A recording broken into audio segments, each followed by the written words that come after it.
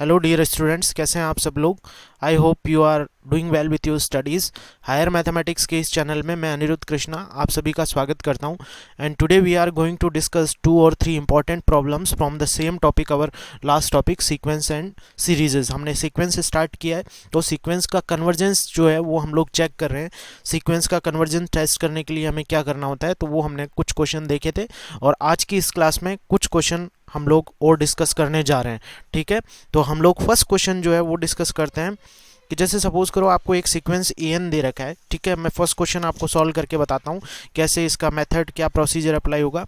Suppose you are given a sequence a n. ठीक है, different different चीज़ें इस सीक्वेंस के बारे में पूछी जा सकती है। ठीक है, and the sequence is suppose 2n+1 upon n+3। This is the given sequence. Okay, now what you have to do, आपको क्वेश्चन बहुत सारे इस पे पूछे जा सकते हैं। Suppose you are ask for the monotonicity of the sequence, मतलब ये सीक्वेंस मोनोटोनिक है, मतलब इंक्रीजिंग है या फिर डिक्रीजिंग है, इसके बारे में पूछ सकता है आपसे।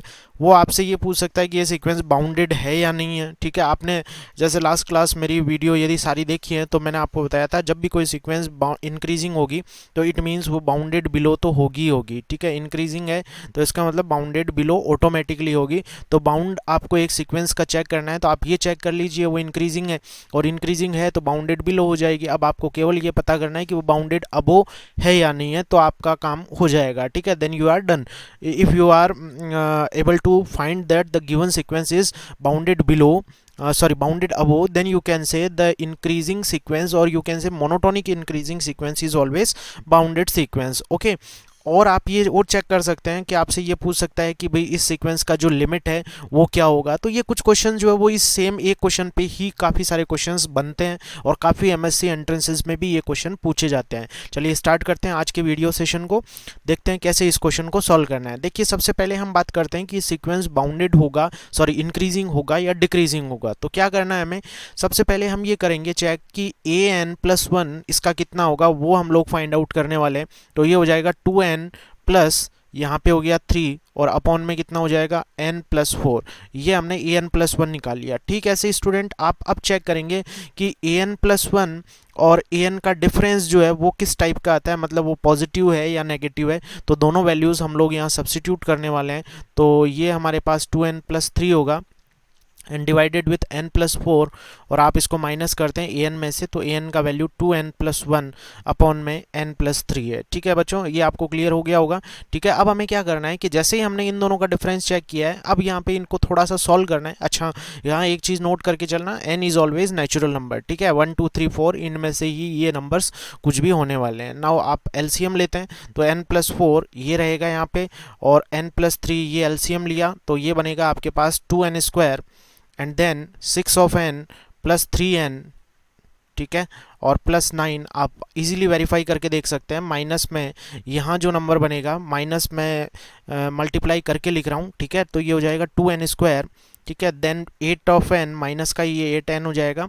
ठीक है, नाउ माइनस में n और लास्ट आएगा -4। तो आपने देखा कि ये सारा प्रोसीजर आपने अप्लाई करके इसको सॉल्व किया है। अब देखिए आगे क्या करना होता है हमें। जैसे ही हमने इसको सॉल्व कर लिया तो जो टर्म्स कैंसिल हो रहे हैं वो इजीली आप फाइंड आउट कर सकते हैं। 2n² and 2n² got cancelled out, and then 6n और ये 3n है, तो यहाँ से 2n मिलने वाला है और यहाँ से -2n मिलने वाला है, तो नेट n भी खत्म हो जाएगा। देन 9 - 4। ठीक है, तो यह आपका कितना हो जाएगा, 9 - 4 5 हो जाएगा, एंड अपॉन में n+4। स्टूडेंट्स आपको क्लियर हो गया होगा, ये आपको सीक्वेंस का डिफरेंस मिला है, an+1 an। क्लियरली स्टूडेंट्स आप यहाँ से ऑब्जर्व कर सकते हैं कि ये नंबर हमेशा पॉजिटिव रहने वाला है, ये पॉजिटिव रहने वाला है, दिस इज ऑलरेडी पॉजिटिव। तो आप देख सकते हैं कि the overall result is always positive. So you can say an+1 an is greater than 0। ठीक है, तो इससे आपको क्या रिजल्ट मिलेगा, an+1 is greater than an, और फॉर ऑल आप यहाँ पे बोल सकते हैं n belongs to natural number. ठीक है, n जो है वो अपना नेचुरल नंबर से आ रहा है। तो स्टूडेंट्स यहाँ से आपको कितना अच्छा एक रिजल्ट मिलता है कि जब भी आप इन दोनों का डिफरेंस चेक करते हैं आपको ये रिजल्ट ऑब्जर्व होता है। It means you can say from this result that the given sequence an is always increasing sequence। Clear ना स्टूडेंट्स, लास्ट क्लास में हमने ये सीखा था जब भी हम ये डिफरेंस देखते हैं और वो ग्रेटर देन 0 आता है, it means an+1 1 is greater than an. So you always can observe that the sequence is always the increasing monotonically increasing sequence. ठीक है, तो यहाँ से पता चल गया। अब आपका ऑब्जर्वेशन क्या है, विच इम्प्लाइज आपका जो रिजल्ट्स आपने जो बना रखे हैं वहाँ से आप लोग ये बोल सकते हैं कि यदि कोई सीक्वेंस मोनोटोनिक इंक्रीजिंग होगा तो it means you need not to check the lower bound of the sequence. It means आप ये बोल सकते हैं कि वो सीक्वेंस बाउंडेड बिलो तो कंफर्म होगा क्योंकि वो मोनोटोनिकली इंक्रीजिंग है। तो आपको इसको चेक करने की जरूरत नहीं है, नो नीड टू चेक। ठीक है, आपको डायरेक्ट यहाँ से ऑब्जर्व होता है। मैंने जो लास्ट क्लास में आपको रिजल्ट्स बताए थे उनसे नो नीड टू चेक। ठीक है, तो यहाँ से अपने को ये चीज़ मिलती है। तो हमने देखा बाउंडनेस में ये हमें मिल गया। अब आप चेक ये कर लो कि ये सीक्वेंस बाउंडेड अबो हो गया, then you can say the sequence is confirmly bounded sequence. ठीक है, तो हमारा फर्स्ट क्वेश्चन तो यहाँ से हमने ये चेक कर लिया कि सीक्वेंस मोनोटोनिक है कि नहीं। तो you can say that n is monotonic sequence. ठीक है, आपने ये क्वेश्चन आपसे पूछेगा जनरली यूनिवर्सिटी एग्जाम में, तो ये पूछता है कि prove that the given sequence is monotonic sequence, और ऑब्जेक्टिव्स में आपको चेक करना पड़ता है कि ये सीक्वेंस मोनोटोनिक है या नहीं। तो ये इसका प्रोसीजर हो गया। क्लियर है, तो आगे बढ़ते हैं। अब इस सीक्वेंस के सपोज हम बाउंड चेक करें तो क्लियरली एक चीज़ तो हमने ऑब्जर्व कर ली कि बाउंडेड बिलो तो होगा। Now you have to check the upper bound और you can say boundedness from the upper side. ठीक है, अपर साइड से आपको चेक करना है कि वो बाउंडेड है या नहीं। तो आपको क्या करना होगा, सबसे पहले इस सीक्वेंस के टर्म्स को थोड़ा सा रीअरेंज करना होगा। The given sequence is 2n+1 upon n+3। ठीक है, तो थोड़ा सा स्टूडेंट्स मैं यहाँ पे इसको रीअरेंज कर रहा हूँ। मैं इसको ऐसे लिख देता हूँ n+3। ठीक है, ये तो यहाँ पे लिख दिया, और मेरे पास टोटल 2n+1 था, तो मैं यहाँ पे -2 कर देता हूँ। ठीक है, चलेगा ये। और अपॉन में ये कितना हो जाएगा, यहाँ पे अपॉन में कितना हो जाएगा, n+3। ठीक है, तो आपको डायरेक्ट रिजल्ट यहाँ से कितना मिल जाएगा, वापस आप देख रहे हैं कि ये वही सेम रिजल्ट देने वाला है। तो ये बनेगा 1 + n-2 अपॉन में n+3। ठीक है, तो आप ऑब्जर्व यहाँ से क्या कर पाएंगे कि ये सीक्वेंस अपर बाउंडेड होगा या नहीं होगा। तो यहाँ से तो हम ऑब्जर्व नहीं कर पाएंगे क्योंकि ये सीक्वेंस जो है वो कॉन्टिन्यूसली आप इस टर्म के बारे में पता नहीं पाएंगे कि ये टर्म कितना होगा। लेकिन आप इसके टर्म्स को यदि 1 by 1 ऑपरेट करें, ठीक है, यदि यहाँ पे 1 माइनस आ जाता तो आप लोग डायरेक्ट यहाँ से बोल देते कि सीक्वेंस अपर बाउंडेड होगा 1 से। ठीक है, 1 से उसके सारे टर्म्स लेस होंगे, बट यहाँ पे प्लस क्रिएट हो रहा है तो हमारा ये टूल यहाँ पे फेल हो जाएगा। क्लियर है, मैं आपको सारी चीज़ प्रोसीजर वाइज बताते चल रहा हूँ कि कहाँ कौन सा टूल जो है वो मेनली यूजफुल होगा। तो हम लोग क्या करेंगे, दूसरा टूल एक और यूज करेंगे। हम क्या करेंगे, इस सीक्वेंस को ओपन करने की कोशिश करेंगे और पता करेंगे कि इस सीक्वेंस के टर्म कैसे चल रहे हैं। तो you have to explore all the terms of the sequence and then find the trend that the sequence is increasing, और you can say the terms of a sequence are tending to a particular number. ठीक है, एक particular number की ओर यदि इसके terms जो है वो टेंड कर रहे हैं, then you can say that the sequence is also upper bounded. ठीक है, तो फर्स्ट टर्म आप निकालते हैं तो ये कितना हो जाएगा, यहाँ पे 3/4।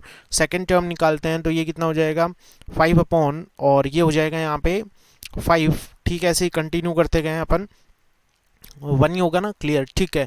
और जैसे ही आप लोग यहाँ पे निकालते हैं, थर्ड टर्म निकालते हैं तो ये कितना हो जाएगा, 6 + 1 7/6। ठीक है, ऐसे ही आप कंटिन्यू करते चलेंगे तो देखेंगे आप कि ये सीक्वेंस जो है वो इस टाइप से रेज हो रहा है। ठीक है, रेज हो रहा है तो इसका मतलब ये हो गया कि इस सीक्वेंस के जो टर्म्स है ना वो किसकी ओर टेंड करेंगे। आप देखेंगे कि जब आप इनफाइनाइट पे चले जाएंगे तो रफली आपने बेसिक 11th की मैथ्स सीखी है, तो वहाँ से आप लोग थोड़ा सा ये जज कर सकते हैं कि सीक्वेंस का इनफाइनाइट वाला टर्म किसकी ओर टेंड करेगा। तो आपको क्या करना है, इस पे लिमिट रफली लगा के चेक कर लेना है कि ये सीक्वेंस किसकी ओर टेंड करेगा। तो 2n+1 अपॉन में n+3। ठीक है, ना तो n इन्फिनिटी होगा ना ये वैल्यू आपको ऑब्टेन होगा, क्योंकि just they are approaching each other, है ना। n इन्फिनिटी की ओर अप्रोच कर रहा है, मतलब इसका लास्ट टर्म कहाँ जा रहा है वो हमें लगभग एक आइडिया लग जाएगा। So limit n tending to infinity, और आप यहाँ से जो है वो चेक कर सकते हैं। n कॉमन लेते हैं तो 2 + 1/n और ये हो जाएगा 1 + 3/n। जब आप n इन्फिनिटी रखेंगे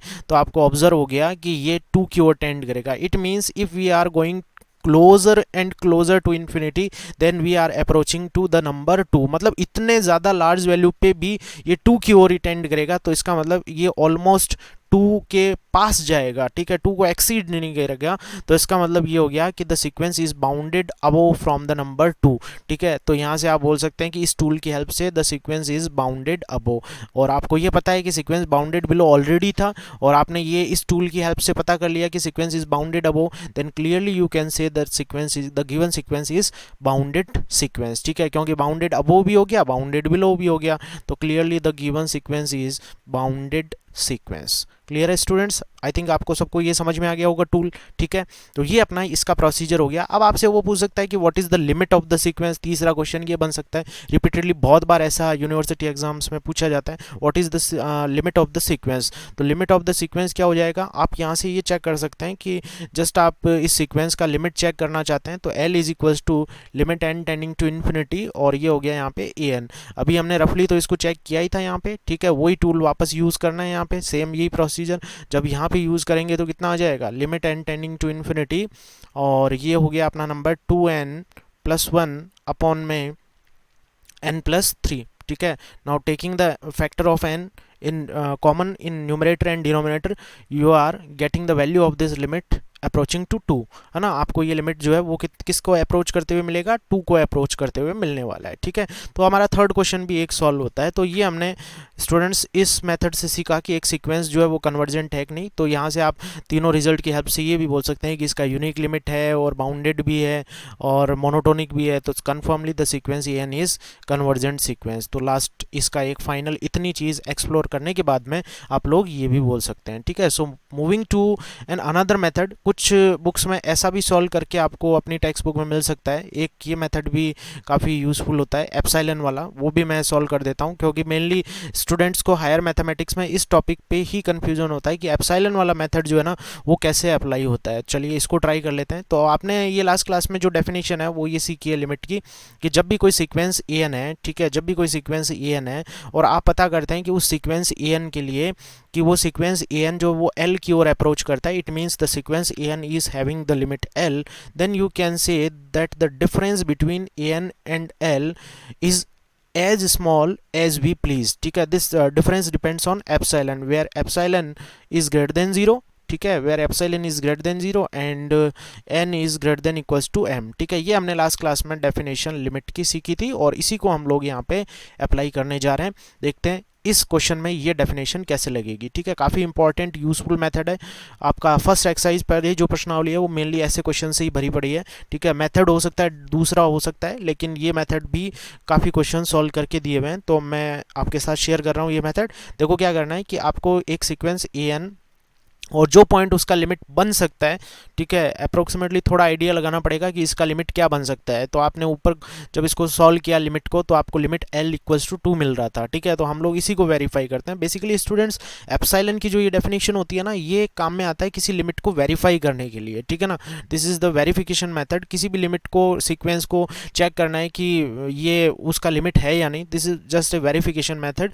तो यहाँ हमने आइडिया तो लगा लिया है 11th के हमारे कॉन्सेप्ट से कि इस सीक्वेंस का लिमिट 2 हो सकता है, क्योंकि हमने उसका लिमिट टेस्ट किया है, ठीक है। आप किसी भी नंबर को चेक कर सकते हैं यहाँ पे, बट यहाँ पे आपको थोड़ा सा आइडिया उस पॉइंट का ही लगाना पड़ेगा कि जो उसका लिमिट बन सकता है। अब ए एन का वैल्यू जब आप यहाँ से रख देते हैं तो it will be 2n+1 upon में n+3 माइनस में 2, ठीक है। If you are differencing this value by taking LCM, then it will be n+3 and this is 2n+1 and minus 2n minus 6. So the whole number after simplification will be 5 upon n+3. So this is the final value, ठीक है। अब आपको ये मिल गया यहाँ से, तो इसका मतलब आपने यहाँ से ये कंक्लूजन निकाल लिया। अब स्टूडेंट्स देखो क्या यहाँ पे थोड़ा सा एनालिसिस हमें यूज़ करना होता है, क्योंकि हम लोग एनालिसिस पढ़ रहे हैं, वो भी रियल एनालिसिस। तो हमें ये सारी चीज़ें थोड़ी सी टूल्स आनी चाहिए, ठीक है, क्योंकि इसी से आपको ये सारी चीज़ें अच्छे से समझ में आने वाली है। तो देखिए मैं आगे क्या करता हूँ। यहाँ पे आपको ये पता है कि n+3, यदि मैं नेचुरल नंबर्स की बात करूं तो this is number is always greater than n, ठीक है, फॉर एवरी नेचुरल नंबर, ठीक है, आप लोग ये बोल सकते हैं यहाँ से।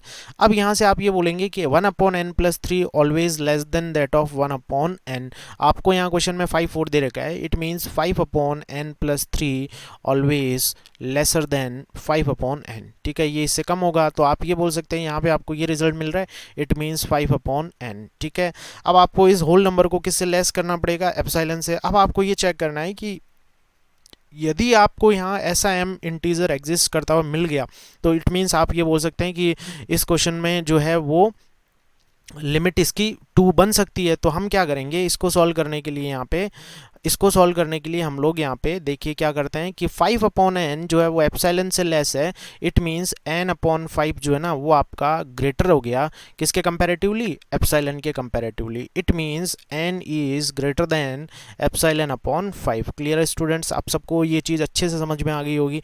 तो ये इससे लार्जर है तो इट मीन्स आपको ये रिजल्ट यहाँ से मिलता है। अब देखिए यहाँ पे आपको डेफिनेशन पता है कि हमने यहाँ पे मैंने ऊपर ये टूल भी लिख दिया है, पूरा डेफिनेशन भी। यहाँ पे आपको क्या करना होता है कि यहाँ पे मेनली n का वैल्यू ग्रेटर देन m चाहिए होता है। ठीक है, तो आपको यहाँ से ऐसा m मिल रहा है या नहीं मिल रहा है, आप बिल्कुल बोल सकते हैं। यहाँ से कैसे बोलेंगे कि आप यदि सेट या फिर fix the value of m is equals to greatest integer value of epsilon, यदि आप इसको ये फिक्स कर देते हैं तो आप बोल सकते हैं कि इस लिमिट का वैल्यू जो है ना, an सीक्वेंस का वैल्यू, लिमिट का वैल्यू वो किसकी ओर टेंड कर जाएगा, 2 की ओर टेंड करेगा। क्लियर है स्टूडेंट्स, तो यहाँ से आपको ये टूल थोड़ा सा अच्छा सा मिल जाता है कि आप यदि ऐसे लिमिट पॉइंट के लिए हमेशा ऐसा m ढूंढने में कैपेबल होते हैं, तो इसका मतलब ये हो सकता है कि आप उस सीक्वेंस की लिमिट एग्जिस्टेंस की बात कर रहे हैं। अब यहाँ पे थोड़ा सा एप्सिलॉन आते ही घबराहट हमें क्यों होती है, वो इस वजह से होती है कि जैसे मान लो यहाँ पे अपन देखते हैं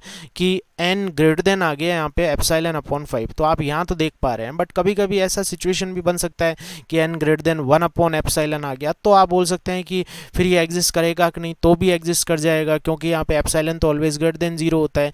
कुछ केसेस में आप ये देखते हैं कि ये अनबाउंडेड हो सकता है। ठीक है, अनबाउंडेड हो सकता है, तो उस केस में हम ये बोलते हैं कि वहाँ पे m का वैल्यू जो है वो एग्जिस्ट नहीं करेगा। इन सारे केसेस में m का वैल्यू डेफिनेटली एग्जिस्ट करेगा, तो इसका मतलब ये हो जाएगा, आप यहाँ से बोल सकते हैं कि इस फंक्शन या सॉरी इस सीक्वेंस के लिए जो है ऐसा m हमें मिल रहा है। So clearly the sequence is convergent sequence. तो दोनों में से कोई सा भी मेथड आप अप्लाई कर सकते हैं। एक बार दोबारा इस पूरे मेथड को समझें, अच्छे से देखें और बुक में अपने मेथड के साथ कंपेयर करें और देखिए कि आपको समझ में आता है या नहीं आता है। ठीक है, एक और इसी को क्लियर करने के लिए मैं एक एग्जांपल आपको और बताता हूं ताकि ये एप्सिलॉन वाला मेथड आपको पूरी लाइफ टाइम अच्छे से क्लियर हो जाएगा। देखिए एक बार, we are taking another sequence.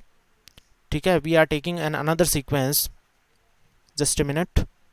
So here is the sequence. ठीक है, एक हम लोग अलग सीक्वेंस ले रहे हैं, इससे आपको पूरी राम कहानी क्लियर हो जाएगी। an is equals to, this is the given sequence, -1/n। ठीक है, लास्ट क्लास में स्टूडेंट्स मैंने आपको एक इम्पॉर्टेंट रिजल्ट बताया था कि जब भी कोई सीक्वेंस का कन्वर्जेंस चेक करना है, प्लीज़ आपसे रिक्वेस्ट है कि इसको आप अच्छे से समझिए, आपको बहुत अच्छे से क्लियर होगा और कभी लाइफ टाइम आप गड़बड़ नहीं करेंगे इस मेथड पे। ठीक है, तो देखिए एक बार, यहाँ पे कोई भी सीक्वेंस होता है। ठीक है, एक सीक्वेंस मैं आपको फिर से यहाँ पे नोट करके बता रहा हूँ, एक सीक्वेंस an है। ठीक है, आपको चेक करना है कि ये कन्वर्जेंट है या नहीं। तो एक बहुत अच्छा सा रिजल्ट मैंने आपको बुक के अलावा भी लिखवाया था कि आप इसका कन्वर्जेंस चेक करने के लिए क्या करेंगे कि फॉर ए गिवन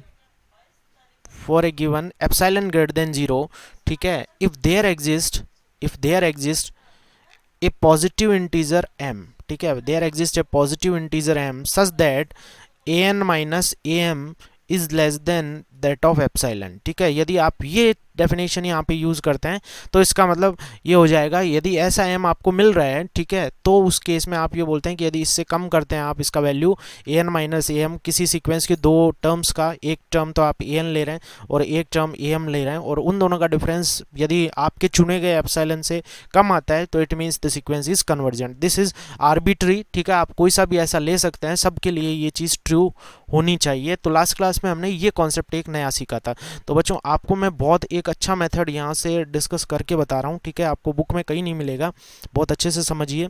देखिए क्या करना है कि जब भी एक सीक्वेंस ए एन ये दे रखा है इसका कन्वर्जेंस चेक करना है, तो first of all you will find the difference between a n minus a m. ठीक है, ए एन का वैल्यू कितना हो जाएगा यहाँ से -1 to the power n और -1 to the power m। ठीक है, ये इसका रिजल्ट हो गया। अब आपको क्या करना है कि ये पता होता है कि n ग्रेटर देन आप लेते हैं यहाँ पे m। ठीक है, तो आप एक काम क्यों नहीं कर लेते, we know that n is greater than m। ठीक है, तो आप एक काम करते हैं यहाँ से कि n का वैल्यू जो है ना वो यहाँ से सपोज करें आप 2m+1 सेलेक्ट कर लेते हैं। ठीक है, 2m+1 कर लेते हैं, आप रेंडमली कुछ भी कर सकते हैं, तो 2m+1 कर लीजिए या फिर कुछ भी कर लीजिए, m+1 कर लीजिए। ठीक है, कुछ भी कर लें, कोई फ़र्क नहीं पड़ेगा, 2m+1 नहीं करना आपको। तो एक काम करिए, बहुत सिंपल सा आप चलिए n का वैल्यू m ही ले लीजिए ना, क्योंकि ये इसने तो ये बोला ना n का वैल्यू m के इक्वल भी हो सकता है, तो हम लोग ये एज्यूम कर लेते हैं कि n का वैल्यू m के इक्वल है। ठीक है, अब क्या करना है, देखिए n का वैल्यू जैसे ही स्टूडेंट्स आप m के इक्वल पुट करते हैं, m के इक्वल करते हैं यहाँ पे, तो -1 to the power m और ये हो जाएगा -1 to the power m। ठीक है, अब स्टूडेंट्स देखिए क्या होता है कि जब भी ये नंबर आप बात करेंगे कि इवन ऑड कुछ भी होगा, तो उस सेंस में आप बात करेंगे यहाँ पे। चलिए एक काम करते, थोड़ा सा 1 मिनट रुकिए, थोड़ा सा आपको अच्छे से समझ में आ जाए। एक काम करते हैं, इसको ये ले लेते हैं। ठीक है, ताकि आपको इससे थोड़ी सी फीलिंग आ जाए कि ये ऑड नंबर है। ठीक है, ये ऑड नंबर है।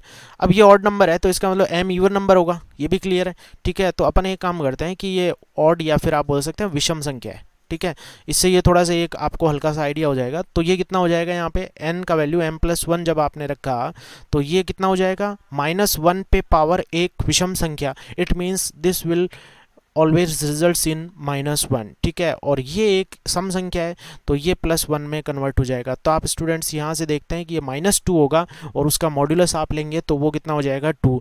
और जब आप इस डिफरेंस को, आपको डेफिनेशन अच्छे से वापस पता होगी, पेज पे आपने नोट की है, तो मैंने आपको बताया था कि an माइनस am का डिफरेंस आप किससे लेस करते हैं, an माइनस am का डिफरेंस आप लेस करते हैं एप्सिलॉन से। और वो एप्सिलॉन के लिए ये इनइक्वालिटी हर एक एप्सिलॉन ग्रेटर देन 0 के लिए ट्रू होनी चाहिए। ठीक है, अब मैं मान लो आपको ये बोलता हूँ कि चलिए आप, यदि ये ट्रू है ना, तो आप एक काम करिए, एप्सिलॉन का वैल्यू 1 ले लीजिए, 1.2 ले लीजिए, 1.3 ले लीजिए, और बहुत सारे नंबर ऐसे हो सकते हैं। तो क्या ये इन सब के लिए ट्रू होगी, क्या नहीं होगी ना। आप देख रहे हैं यहाँ पे कि इन सब के लिए ये सारी गड़बड़ हो रही है, क्योंकि आप देख रहे हैं कि जैसे ही ये एप्सिलॉन का वैल्यू 1 लोगे तो ये क्या बन जाएगा, 2 इज़ लेस देन 1। तो ये तो अनर्थ हो रहा है यहाँ पे। तो इसका मतलब ये हो गया कि आप यहाँ से ये बोल सकते हैं कि ये सारी वैल्यूज़ फेल हो रही है। ऐसी ये क्या वैल्यू, बहुत सारी इनफाइनाइट नंबर ऑफ वैल्यूज़ जो है ना एप्सिलॉन की, वो इसको फेल कर रही है। तो इसका मतलब ये हो गया कि ये सीक्वेंस कन्वर्जेंट नहीं होगी, नॉट कन्वर्जेंट सीक्वेंस। ठीक है, नॉट कन्वर्जेंट। नॉट कन्वर्जेंट का मतलब ये नहीं है कि फिर डाइवर्जेंट ही होगी, क्योंकि हमने लास्ट क्लास में जब थ्योरी का लेक्चर मैंने अपलोड किया था तो आपको याद हो तो मैंने सीक्वेंस का बताया था आपको, एक सीक्वेंस कन्वर्जेंट भी हो सकती है, इसका मतलब ये कतई नहीं है कन्वर्जेंट नहीं है तो डाइवर्जेंट होगी। हो सकता है कि वो किस टाइप की हो, ऑसिलेटरी हो या दोलायमान सीक्वेंस भी हो सकती है, तीनों में से कुछ भी हो सकता है। But here we are concluding that the sequence is not convergent sequence. Clear है, तो ये यहाँ तक अपन ने लास्ट क्लास में डिस्कस किया था, कुछ थ्योरी पार्ट और रिजल्ट पार्ट, तो उसी पे ये क्वेश्चंस मैंने कुछ आपको अपलोड किए। तो आप इस वीडियो को अच्छे से देखिए, और कुछ आपको डाउट हो तो ज़रूर कमेंट करके बताइए, और बाकी अपने फ्रेंड्स के साथ शेयर कीजिए। आगे मैं आपको बहुत ज़्यादा अच्छे अच्छे और कॉन्सेप्ट सिखाने वाला हूँ, लिमिट्स और इसके सीक्वेंस और सीरीज़ के कॉन्सेप्ट के बारे में, क्या क्या टेस्ट होते हैं सीरीज़ को चेक करने के लिए, तो सारी चीज़ें मैं आपको बहुत अच्छे से एक्सप्लेन करूँगा। अपने फ्रेंड्स के साथ इसको शेयर कीजिए, वीडियो को, चैनल को। पूरा ये चैनल मैथमेटिक्स के लिए एक डेडिकेटेड चैनल है, आपको हर टाइप की चीज़ें यहाँ पे मिलेगी। और मेरा प्लान ये है कि आप लोग अच्छे से यदि कनेक्ट होते हैं तो मैं फ्यूचर में लाइव क्लास भी कंडक्ट करूँगा, और साथ साथ में सीक्वेंस पर जो है वो क्विज़ेस भी अपलोड करूँगा। ठीक है ना, क्विज़ेस भी अपलोड करूँगा सीक्वेंस और सीरीज़ वगैरह इन सारे टॉपिक्स पे। चलिए मिलते हैं अगली क्लास में कुछ और नए कॉन्सेप्ट्स के साथ में, तब तक के लिए बाय बाय, टेक केयर।